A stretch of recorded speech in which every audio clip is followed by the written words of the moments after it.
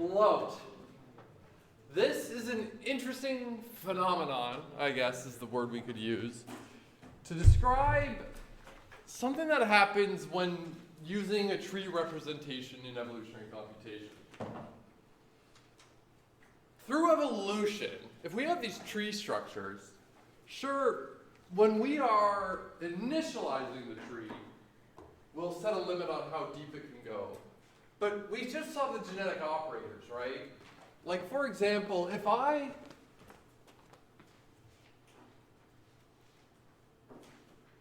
let's say these trees were way bigger, okay? But if I replace a leaf with a giant subtree and do crossover like that, the depth of these trees will grow. These trees can grow arbitrarily large. We could have, there are ways to address this. But the point here is we can see that through evolution, the size of these trees can grow. And what we'll notice is as the trees grow more and more complex, for lack of a better term, a lot of times we don't really see any significant increases in fitness, in goodness. But this is bad because, well, we want to, if our evolution is converging and not getting anywhere, but we feel like we could be doing better, that's obviously bad. But also, if these trees grow large, they're going to take up a lot of space. And I mean, if we're dealing with an object-oriented programming language too, there's a lot of overhead associated with these objects. And when the trees get bigger and bigger and bigger, it takes longer to evaluate. Remember, assuming it's a binary tree, as the depth of the tree grows, the number of nodes in those trees grows on what rate? As we increase the depth of the tree, how does the number of nodes change? Come on, guys. This is 161. It grows exponentially. Yeah. Because as you go down, you're doubling the number of new things you're adding, right? So as these trees get deeper and deeper, the growth of them, the number of things in them grows really rapidly. And that's slower to evaluate. Sure, they're a fixed size, but it's still going to be slow to evaluate. And you got to figure, too, for each of these, if we have a population of 100, and we're letting it run for 100 generations, okay, that's a lot. And as they grow, it gets bigger. But if we have a population of 1,000 running for 1,000 generations, this, it adds up. We've got a lot of computing to do as these trees get bigger. And it's one thing if the trees are getting bigger, but they're also getting better. It's another thing when they're getting bigger and bigger, taking longer and longer to evaluate, but we're actually not really seeing any improvement in fitness. That's trouble. And as these trees grow and grow and grow, they tend to overfit. Like that example of that drawing, right? Where it might try to start fitting all the noise, but the noise isn't really the important thing. The noise is the fact that it was the sine function. In the example I had up Tuesday, I think. What else? Oh, yeah, and then as the trees get bigger and bigger and bigger, they get harder and harder and harder to interpret. If you have a nice tree that looks, I don't know, like one of these things, they're not too big. And we can look at this and evaluate it. And you could say, well, I mean, I don't care how big the tree is, I can still evaluate it. You're right, but remember, we've got how many trees? If we're looking for a good one and we have a population at the end, and I want to kind of decode what the heck the tree's saying after, that's a lot of work. And on top of it, there's added, a lot of times when we're using genetic programming, have you heard explainable AI before? Have you heard that?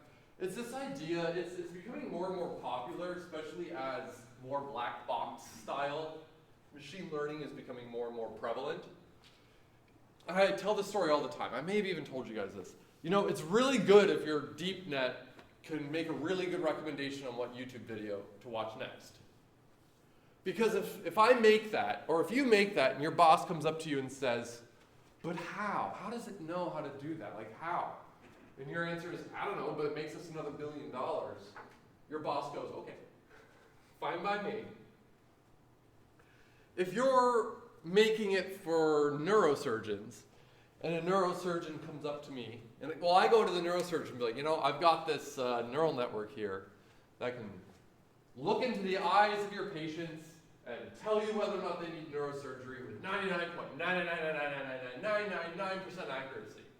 And they say, but like, if it says this person needs neurosurgery, I'm going to ask you why though.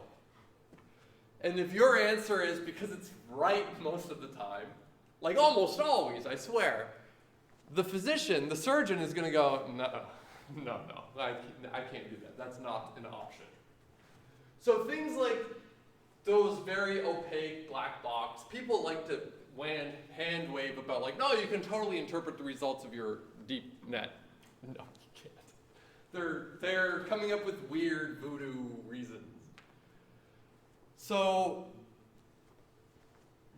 explainable AI is really becoming popular because if I go to a physician, and maybe it's only 95% accuracy, but I say, you know, I can say with 95% accuracy that this person probably needs neurosurgery, and they say why, and it's something like a decision tree. I can be like, well, here, let's talk about it. And we can think about a decision tree is like a program. We can talk about the intuition there. It's fantastic. Genetic programming is great for explainable AI because it's in the realm of the heavy duty machine learning up there with your neural networks. But most of those things in those heavy duty spaces are not explainable. Or if they are explainable, people don't really like it. For example, people love to shit on genetic algorithms. And that's why I always joke about like we don't say random, we say stochastic. Because it sounds a little better, even though it means the same thing. People love to say it. They'll be like, yeah, but you can't prove that your GA will get the optimal answer. And I go, yeah. But they're really happy with this answer.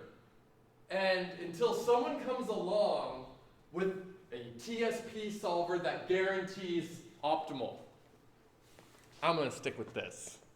Because I can come up with an answer like that. And currently, if I wanted to do a brute force, I don't have 500 trillion years, right? So, I don't know. I'm going to defend computational intelligence a bit because there are the formal people, I don't know, maybe it's insecurity. They get really frustrated about some of the AI stuff.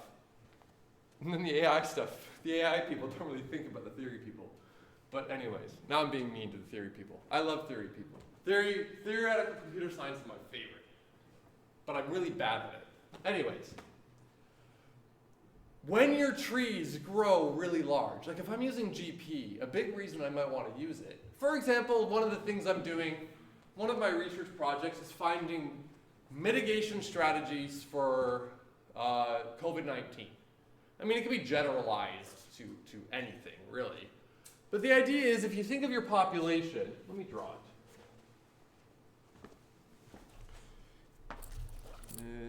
And this is come on.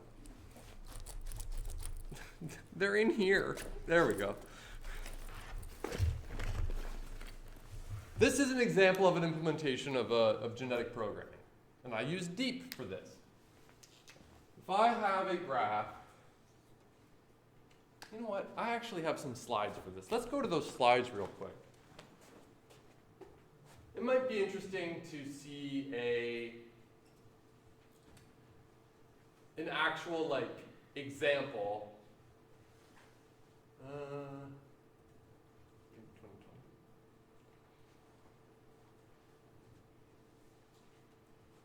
No, which one should I use? 80, probably 80.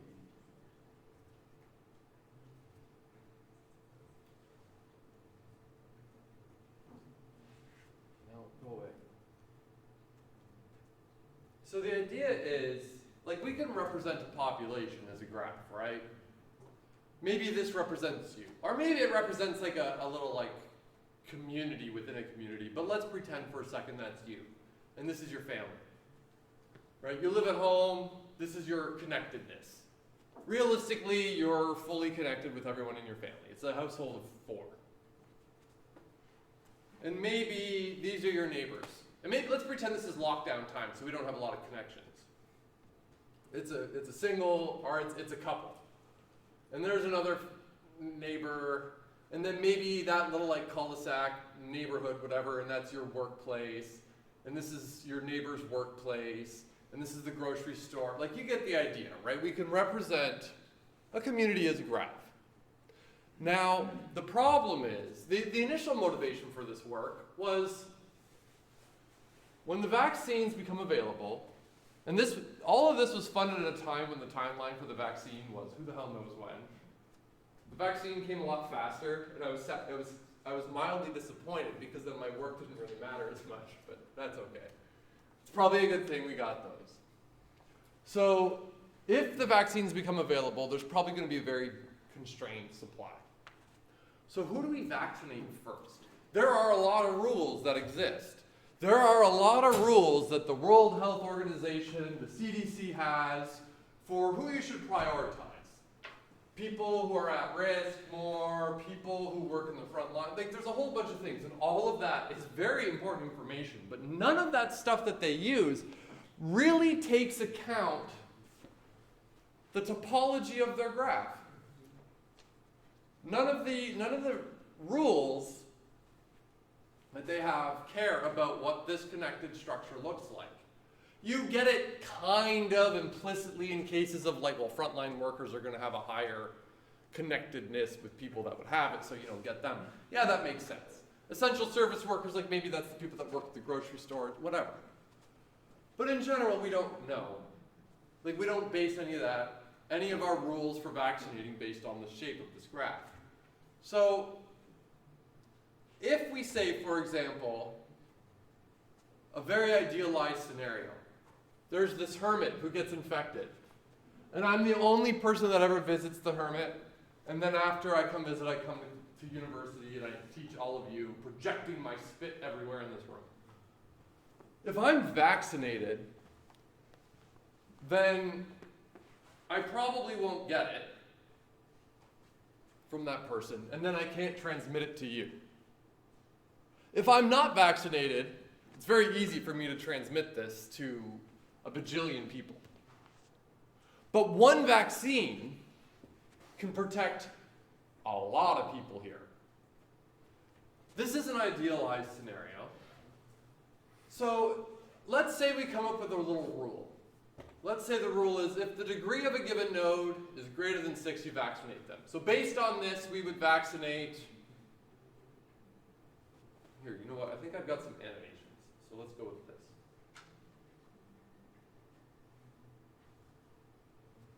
Perfect, perfect. There were animations for this too. So if they're infected, but I get vaccinated, and then, okay, great. So if this is the rule, I will end up vaccinating only one person here. I mean, we can scale, maybe it should be degree 4, whatever. But based on this, if we end up getting someone infected, you know, it's going to start to spread throughout that community over time. But eventually, I mean, here we get lucky. We end up, you know, cutting it off. We can't spread to the rest of the community. But let's start a different starting condition. Well, that person gets infected. Well, suddenly, things are going to start going pretty rapidly. So, you know, this strategy is okay. It's not great. So let's just keep going. Okay. So let's change the strategy to, and by the way, like, where are these coming up? Where, like, if neighbors infected greater than or equal to 2, these are arbitrary. You can ask anyone on the street where I'm like, okay, say you want to vaccinate people based on the shape. What should you do? If you're a computer scientist, you probably come up with ideas like this. Well, if the neighbor's infected, it's greater than so much. Maybe give them a vaccine. You know, these are rational things. People who are informed enough about the math behind this, they might come up with these strategies. But I don't know what a good one is. But let's say this is our rule. What's neat about this rule is it's actually like adaptive. The original one is static, like, okay, connectedness, vaccinate, okay, go. This one will, if we're doing a simulation, this one will react to what's happening. So if we start with one person being infected, it starts to spread. And then based on that, now we have a case where people, individuals in here, have neighbors that are infected that's greater than 2, greater or equal to 2. So we vaccinate. People get green, and suddenly we've cut it off. So this strategy seems much better. But again, if we have different starting conditions, well, let's see what happens. Okay, so no one has 2 neighbors infected. It starts to spread.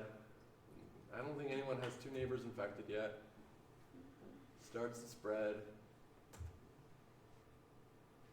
Okay, we vaccinate 1 person based on that rule. Still spreads though. Man, this animation is slow. Whenever we vaccinate, come on, there. Whoop. Well, this is the same rule, suddenly it's not as good. So the question then comes up, like, well, what the hell does this rule? What should this rule be? Right? Well, let's use AI to do it. So great. So we built a GP system to do this, to come up with programs that tell us who should be vaccinated. And it works really well. But one of the main reasons for using genetic programming in this scenario is you get something entirely explainable. And I don't mean just like, oh, give the intuition. I mean like, we get a program, a well-defined program that is empirically tested and works well. The trouble though, is if I'm doing this, so this program is rather large, but you know it's interpretable. But you'll notice that there's something over here. If, then else, if false. So if this is condition, if it's true, do this, if it's false, do this. This whole chunk of the tree doesn't matter, does it? Because if false is always going to be the right-hand side of the tree. Interestingly, they're identical, but this whole chunk, 1, 2, 3, 4, 5, 6, 7 nodes don't matter in that tree. And then here, this or false is entirely useless. Because it'll just, okay, is this true or false? As these trees grow and grow, it becomes harder and harder to interpret. And if my job is to come up with a strategy, to actually get the strategy, and I've got a tree that's really big, and then it's like, how the hell am I going to interpret this? What the hell does that mean? It gets harder and harder to interpret. So the reason I showed you this is people tend to not really consider, and maybe a number of years ago the whole explainableness, always important, but maybe less in people's minds. Today, people care about explainable AI quite a bit. So that's the idea of, where's the other slideshow?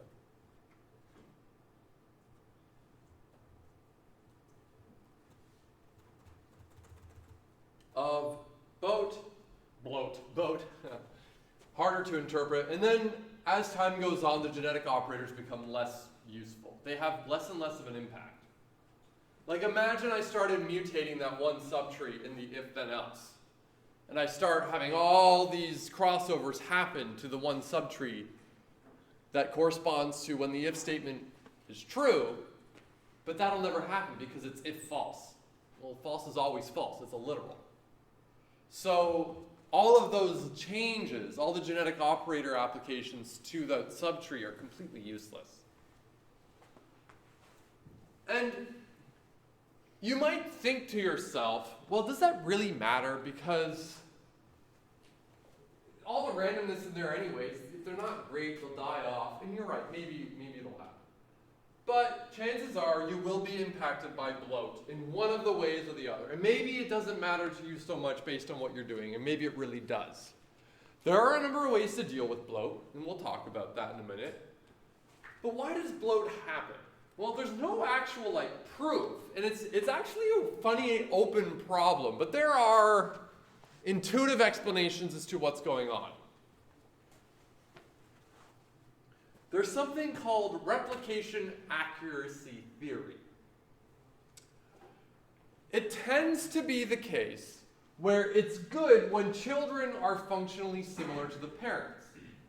And think of it in terms of a GA. If we are doing crossover and we selected two parents because they're good, we are hoping that the children that were created are good. And they're going to be based on the parents. If they're not good, they'll probably die out. But if they're good and they're similar to the parents and they're good because they're similar to the parents, there we go. Like that happens. It's part of the idea of evolutionary computation. They inherit the goodness from the parents.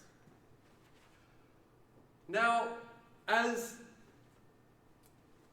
your programs, as your trees, as the chromosomes grow bigger and bigger and bigger over time, which will happen over time, the large bloated representations are more likely to get similar. And we even saw that in that one example where the two subtrees were identical, even though the one subtree was entirely useless. I wish I had a good picture to represent this. Okay, removal bias theory. Useless code exists in small, low subtrees. We saw an example of that in the if then else. If false, well that true part of that if node is useless. Entirely useless. And if that useless part keeps growing and growing and growing, it won't have a negative impact. It won't make the chromosome get worse. It gets crossed over, its fitness is going to be the same if it grows arbitrarily large. That subtree with that if then else, where it was if false, if the true part of that subtree was 1 billion nodes long, it wouldn't impact the fitness. And given the previous idea of like, well, if it's similar to the parents and the parents are good, we want it to persist. So these trees are good based on fitness, but they're getting huge. But if they're good, they will persist in the population. Then, if we have these trees where, think about it like this. I've got a tree. I mean, we can think of like a really terrible case. I think I actually might have an image of a terrible case here. Yes. I could have something like this. Does it matter what this tree is? It doesn't, because no matter what, presumably this returns a true or a false, something that's Boolean. And then we check something or true. That's always true. So this can be gigantic. There could be 1 million nodes in here, and then we've got one node. This could be huge. It could be 1 billion, 1 trillion nodes. All right, it gets selected. It's good. It exists in the population. It grew huge because growing didn't make it worse, so it got to persist. And then it gets selected for genetic operators. I rolled the dice. Oh, it gets to do crossover. Great. I need to pick 2 subtrees to do the crossover with. Where am I likely to select the subtree from? The useless non-functional part, which is probably garbage. So you get these trees that grow huge. I pick one of the subtrees. One of the subtrees is probably going to be on the side with 1 trillion nodes. And I don't know where in that subtree. It's just this giant tree. I'm not going to draw it as a tree. We'll draw it as a pyramid. Maybe I pick it here. Maybe this one gets selected for crossover. Well, this might have like a buttload of nodes in here too, right?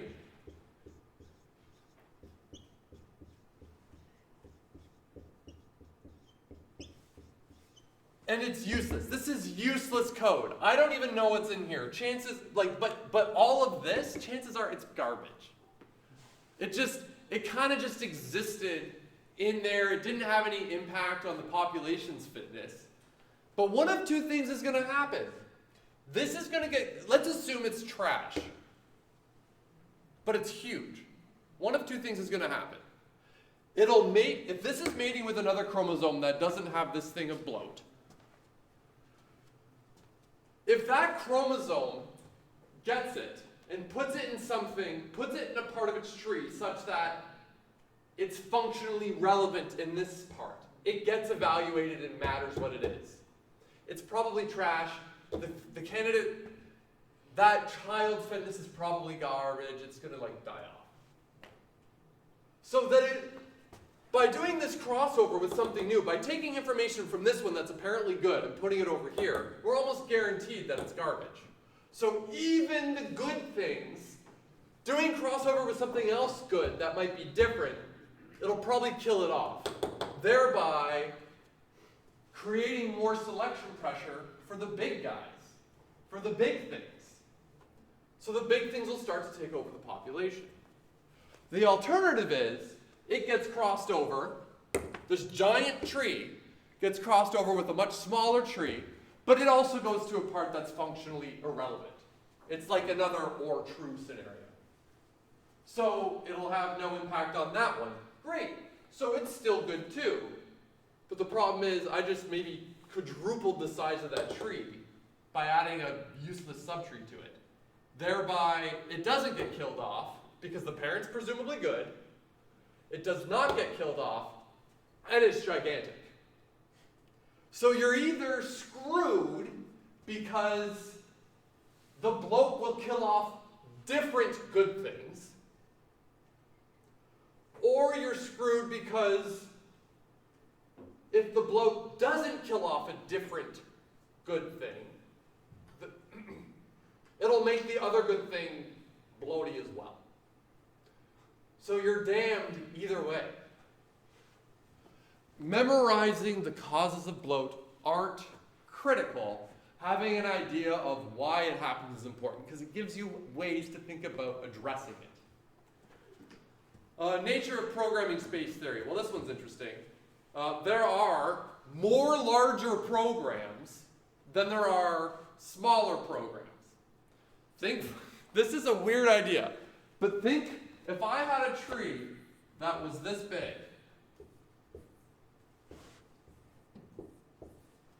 and let's say I have a fixed language, meaning I have a fixed number of operators and operands I can put in there. No matter what, the total number of combinations of those operators and operands, minus the fact that there is an infinite number of, like, let's say I pick a constant integer. Okay, great. It could always be different. But let's not think about that too much.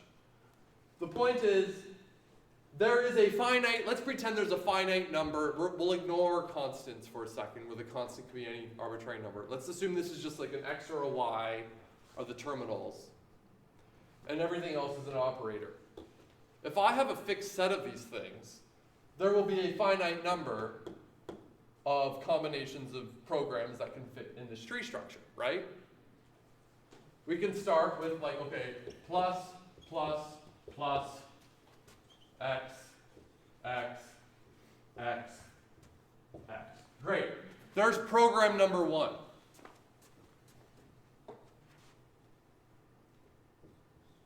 There's program number two. Let's go back to x. Here's program number three. And so on. Like you can see, I will eventually run out though if I play this game. Now let's say I make a tree, a binary tree, that has 1, 2, 3 levels. Or 4 levels, I guess, because we want to count this too.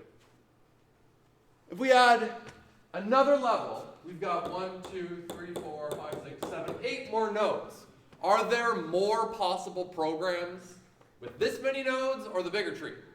The bigger one, obviously. Because if I play that same game, I have 8 more nodes, though. Like degrees of freedom to play with. So the number of large problems with a given fitness is also greater than the number of short programs as well, based on the previous idea. For example, this, how many ways could I represent this program? I can represent it as a single node that just says 4. I can represent it as a node that says plus with 2 and 2. I could represent it as a node with plus, and then a 2 over here, and then a plus 1 and 1, and so on. But as we grow, they're going to be functionally the same and or have similar fitness. So bigger programs, there's more that are basically the same. Meaning that it's easier to find big programs with a certain fitness than maybe a smaller program with a certain fitness. So what do we do about this? Any questions about the causes of bloat? I'm sure, just, it's not too critical. Just be aware that it's a thing. And there's ways that we deal with this. We could set a very strict, this is like the most common, easiest thing you can do. We set a very strict limit on how deep the tree can get. If we try to do a crossover where the tree would have a depth bigger than the limit, we go, nope, can't do it. Skip it. It's violating the rules. Okay. That can help protect it. We can set the tree node limit. We can say, okay, great, you can get deep, but you can never have more than 32 nodes. We can have special selection rules where we say okay, basically incorporating these two ideas in there. Here's an interesting one. And it's actually a very easy one to implement, and it works reasonably well. Is when you do your selection, when you calculate your fitness, you turn this into kind of a multi-objective problem. Multi-objective problems, you might remember that's where we did the example of teddy bear factories, teddy bear output, and worker deaths. As we make our workplace more hazardous, more people die, but we can output more teddy bears. So where's the good place? Where do we cut off? How many deaths are we comfortable with? Here, we'll have two. One of the measures, one of the two things we're optimizing is the fitness based on how good the program is for our problem. And the other one is minimizing the number of nodes in the tree. So what you could do, sky's the limit. You could do something like, okay, measure the fitness of all of them and count the number of nodes in each. Okay? Then maybe what you do is you do let's say we have something like each candidate solution has a fitness x0, x1, x2, xn. Okay? And each of these trees, so these correspond to a tree, a tree, a tree, a tree. Okay? Each of these trees will have a number of nodes. We'll call this M. M0, M1, M2, M. If this is weirding you out because you don't like math symbols, this is just a fancy way of saying we have a fitness. It doesn't matter what it is to me right now, but we have a fitness and each tree has a fitness. But each tree also has a node count. So what do? We will talk about multi-objective optimization shortly. That's going to be like a topic next time type of thing. But maybe what you do is, you make it, if we're maximizing let's say we want to minimize fitness, it's like TSP. We're minimizing mean squared error.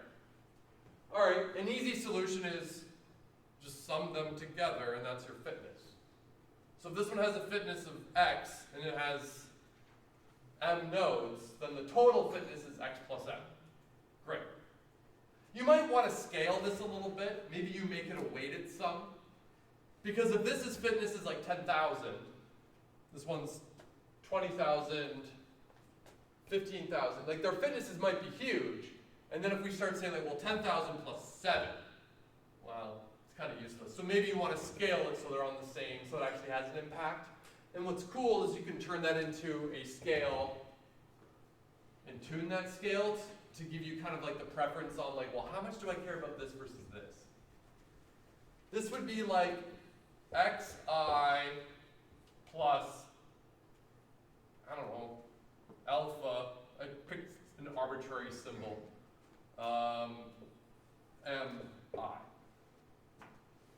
So if I don't care so much about this and I want to still favor fitness, I can keep alpha low. But if I find that, like, you know what, my trees are still getting way too big, I'll crank this up a little bit. Yeah? What if you multiplied them together instead of adding? Sure, why not? Yep, that can totally work. Usually what I would probably do is find the max of this, or the min or something, and then take like a proportion of it. So if we find, let's say, so it'll be a proportion. The one with the smallest number of nodes gets a fitness measure of like ×1. The next best set of nodes gets a fitness modification of like 0.95. Or it can get bigger for minimizing. Whatever, it doesn't matter for maximizing or minimizing, just adjust your numbers accordingly. But we can make it so it does scale it. You're absolutely right, nothing wrong with that. It doesn't need to be a weighted sum, it could just be a scalar that you throw it from. And if the word scalar's throwing you off, it's a fancy way. All I mean is multiply it by something. If you multiply it by 0.99, does it scale up or scale down? Down, yeah. If I multiply it by 1.1, does it get bigger or smaller? Bigger. How much bigger? 10%. Oh, you know. There you go. There's a lot of ways to deal with this. This is a great one. You can have special genetic operator rules. Yeah. Okay. Symbolic regression. I think I'm done talking about bloat. Yes. All right. So I'm going to tell a little story. When I was making my GP, perfect. We'll end with the story. When I was making my GP system, okay, so I made my own genetic programming system. I do not recommend it. I was making it, but it was specifically designed for symbolic regression. It was specifically designed to not work with multiple types. It was designed only to find functions, specifically non-linear functions.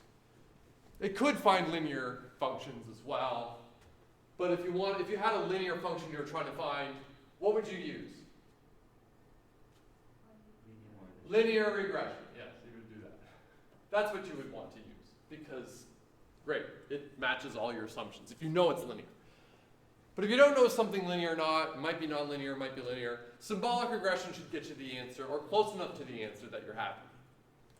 I mean, there are a lot of nonlinear things out there, right?